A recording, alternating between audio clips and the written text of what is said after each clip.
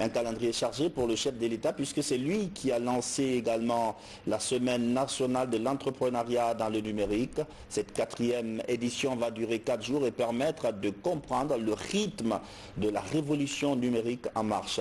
Sanassi Keita. 4e édition de la semaine nationale de l'entrepreneuriat dans le numérique.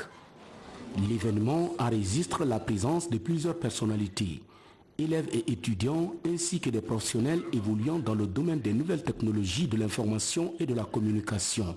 Mesdames et messieurs, permettez-moi de vous rappeler l'objectif de la Semaine nationale de l'entrepreneuriat dans le numérique, qui est de promouvoir tous les outils et les actions liées au développement technologique en Guinée. Pour cela, cette semaine sera rythmée par des échanges avec des experts nationaux et internationaux. Nous vous proposons donc des panels, des formations, des compétitions d'innovation, un salon d'exposition et un espace de découverte mettant en lumière les inventions et projets des jeunes de moins de 20 ans. Excellences, Monsieur le Président, connaissant votre engagement envers la jeunesse guinéenne, je vous invite donc à assister tout particulièrement à la compétition des écoles sur les projets numériques. Mesdames et messieurs, c'est indispensable que le numérique soit un véritable levier de développement socio-économique et environnemental pour permettre à chaque Guinéen, et en particulier aux plus jeunes, d'exprimer et de développer leur créativité. Nous ne devons pas subir, mais plutôt porter cette révolution numérique, en saisir toutes les potentialités, en modifiant nos manières de travailler.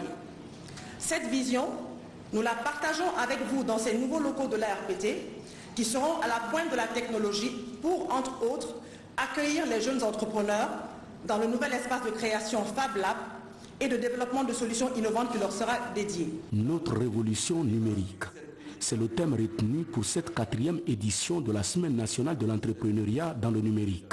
Une occasion pour le ministre des Nouvelles Technologies, de l'Information et de l'Économie numérique de préciser. Le thème de cette 4e édition, c'est notre révolution numérique. Excellence, Monsieur le Président, la révolution numérique de la Guinée est celle que vous avez ambitionnée, celle que vous avez tracée, celle que vous nous avez demandé de bâtir. Faire en sorte que chaque Guinéen, où qu'il se trouve sur le territoire national, en dehors du territoire national, puisse bénéficier des avancées technologiques dans cet écosystème de technologies innovantes. Vous nous avez donné des directives claires, lesquelles directives nous ont permis de construire des infrastructures structurantes. On peut citer entre autres le backbone national, le câble sous-marin qui constitue une fierté mondiale que tous nos partenaires internationaux prennent comme un exemple de bonne pratique. Nous pouvons également citer la construction de 2 centres de transit Internet, la Guinée étant l'un des rares pays africains disposant de 2 points d'échange Internet. Sous votre impulsion également, nous avons construit au niveau des établissements d'enseignement secondaires, professionnels et supérieurs des centres informatiques connectés à l'Internet pour donner l'opportunité à nos jeunes élèves, étudiants et aux formateurs de se familiariser à l'outil informatique, de pouvoir contribuer et profiter des contenus partagés dans l'écosystème du numérique. Cette opportunité permet de diversifier les sources d'apprentissage, permet de qualifier l'enseignement. Vous avez également pris en compte une des couches sociales les plus importantes de notre société, à savoir les filles et les femmes. Vous nous avez demandé de faire en sorte que l'entrepreneuriat féminin soit supporté et encouragé par l'introduction des technologies de l'information et de la communication. C'est pourquoi, au niveau des centres d'automatisation et de promotion des femmes, nous avons installé des centres informatiques autonomes avec des logiciels adaptés permettant à ces braves populations d'apprendre comment mieux faire ce qu'elles savaient bien faire rapidement en ajoutant de la valeur. C'est cela, Monsieur le Président, notre révolution numérique. Celle qui consiste à faire en sorte qu'aucun citoyen ne soit laissé en marge. Celle qui consiste à ce que chaque citoyen guinéen se sente fier d'appartenir à ce pays. Celle qui consiste à ce que chaque citoyen se dise « j'ai ma partition à jouer ». mettre à la disposition de l'ensemble des Guinéens les moyens nécessaires de maîtrise des nouvelles technologies de l'information et de la communication. C'est l'ambition fondamentale du président de la République, Professeur Alpha Condé. Comme chaque année, depuis 2016, vous vous retrouvez pour discuter des stratégies de développement de l'entrepreneuriat dans l'écosystème numérique. Ce rendez-vous a pris des dimensions internationales et continue de gagner en autorité et attirer de plus en plus de Guinéens et de non-Guinéens. Mon gouvernement croit au potentiel de développement de l'économie numérique pour accélérer le développement des autres secteurs socio-économiques, y compris la santé, l'éducation, l'artisanat et l'agro-industrie. Nous avons investi plus de 300 millions de dollars, ce qui démontre la volonté du gouvernement réellement d'impulser ce secteur. Mesdames, Messieurs, les technologies de l'économie numérique sont en perpétuelle mutation. Elles offrent aux entreprises des opportunités de développement, à la fois par la création de produits nouveaux, répondant aux attentes du grand public, et par la mise en œuvre de nouveaux modes d'organisation interne, permettant une plus grande efficacité productive et une mise en relation plus directe avec le marché. Le secteur de l'économie numérique a d'abord un impact industriel lié à l'apparition continue de produits nouveaux qui entretient un fort potentiel de croissance dans la production des biens et services. L'apparition des smartphones a généré le développement d'un très grand nombre d'applications mobiles, favorisant la création de nouveaux marchés et générant ainsi des revenus multidimensionnels. Je suis heureux de constater qu'une Guinéenne a eu un prix pour la création d'un smartphone, ce qui montre le progrès accompli, malgré notre retard quand même.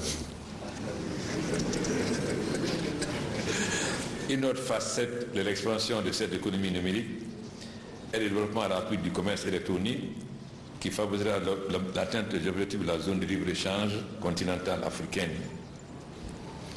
Mesdames, Messieurs, nous n'avons pas perdre de vue cependant que l'utilisation des technologies nouvelles fait se peser une menace sur la protection des droits humains et des menaces de l'ordre économique et moral.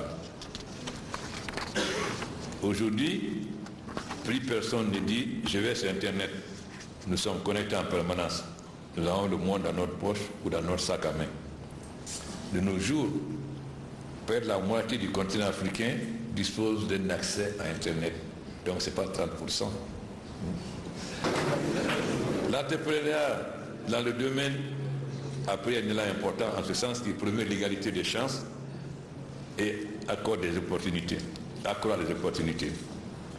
Cette dynamique encourage les gouvernements, les agences et les politiques à renforcer les efforts sur les investissements en infrastructure afin d'assurer une croissance durable au bénéfice des entreprises et des personnes. La finance numérique s'est avérée être un tremplin pour la plupart des pays dépourvus d'infrastructures de croissance, faute de financement.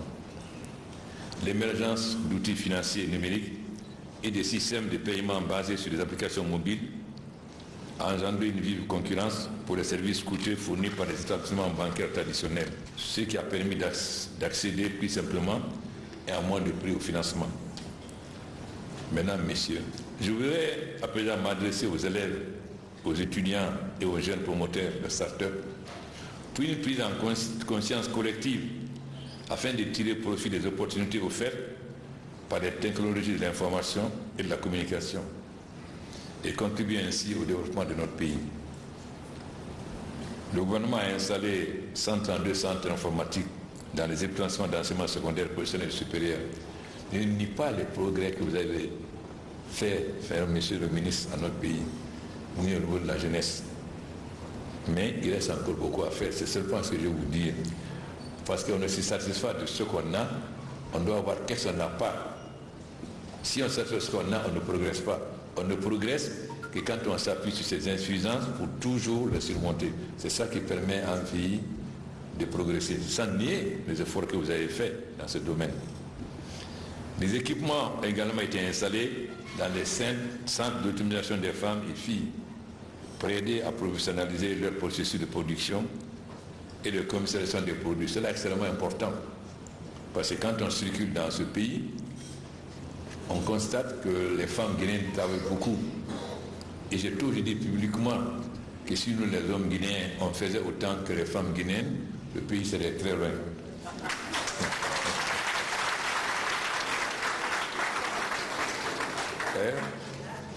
Et je ne parle pas en l'air. Si je prends des MIFA qui donnent des crédits aux femmes, le remboursement est de minimum 95%. Donc ça encourage à financer les femmes. Demandez aux banques quel est le taux de remboursement des frais par nos hommes d'affaires. À ces deux couches, je voudrais vous dire que vous pouvez compter sur moi et sur mon gouvernement. Car nous voulons un changement qualitatif en pas de développement structurel de notre pays, mais surtout de notre jeunesse et de nos sœurs, mères et filles.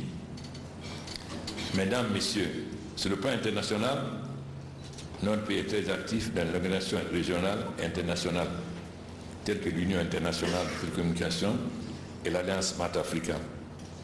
Bien sûr, nous allons organiser l'année prochaine le sommet Transform Africa, qui est un grand défi. Mais j'espère que nous allons faire en sorte. J'ai confiance parce que lorsque nous avons voulu faire l'année du livre en Guinée, beaucoup de gens doutaient qu'on allait réussir. Mais nous avons vraiment réussi cela.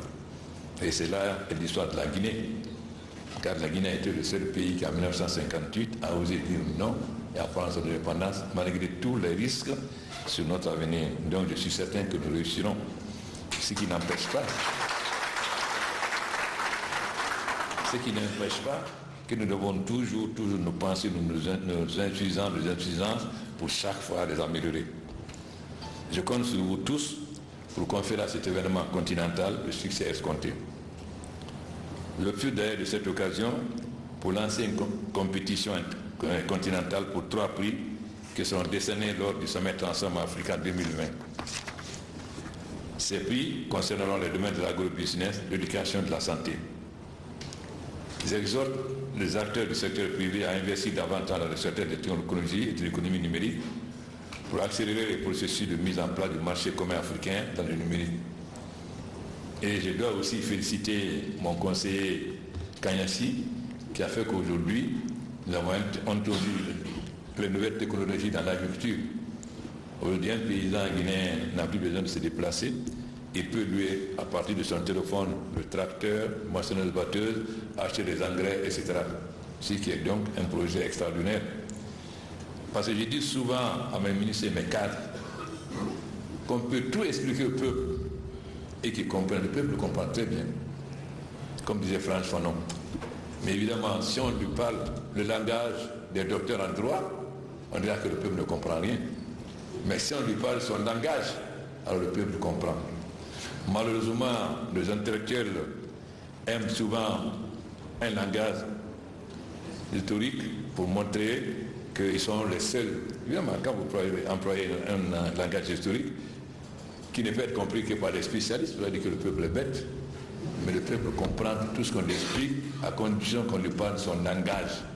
Malheureusement, les cadres souvent se trompent en pensant que le peuple est bête. C'est ça qui fait votre erreur.